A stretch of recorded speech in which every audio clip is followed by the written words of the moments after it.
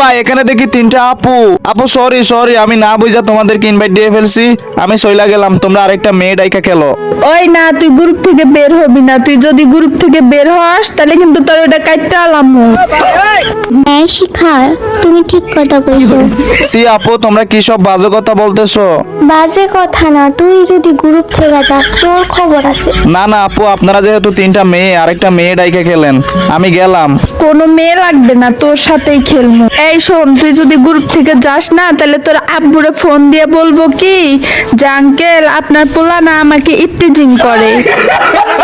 হ্যাঁ শিখা, ঠিক কথা কইছো। ওর বাপের ফোন দাও, ফোন দিয়া কও ওই তিনটা মাইয়ার সাথে ইফটিজিং করছে। সি আপু তোমরা এসব কি কইতাছো? আল্লাহ ভাই, আমি কোন গ্রুপে আইসা বললাম? আপু আমি তোমাদের লগে খেলবো না ভাই, তোমরা আরেকটা মেয়ে ডাইকা খেলো ভাই প্লিজ, আমি গেলাম। এই আয়রা, আঙ্কেলকে ফোন দাও তো। এই শিখা দাঁড়া তো, আমি এক্ষুনি আঙ্কেলকে ফোন দিয়ে বলতাছি আপনার ফোন আমাদের তিনটা মেয়েকে ইপটিজিং করতেছে। এখন তুই বল খেলবি কিনা আমাদের সাথে। এ আপু আমি তো তোমাদেরকে জীবনেও দেখি নাই, আমি ইপটিজিং করবো কেমনে? কি সব মিছা কথা কইতাছো? এই শুন, সত্য মিথ্যু বুঝি না, আমরা তিনটা মিলে যদি আঙ্কেলকে বলি ও এমনি বিশ্বাস করে নিবে।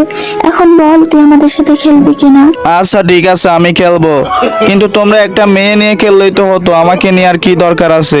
এই তোরে কইছি না কোনো মেয়ে লাগবে না, তোর সাথেই খেলবো, কারণ তোরে আমি ভালোবাসি। ভাই কোন মুসিবতে পড়ে গেলাম। আচ্ছা ঠিক আছে তাইলে স্টার্ট দাও।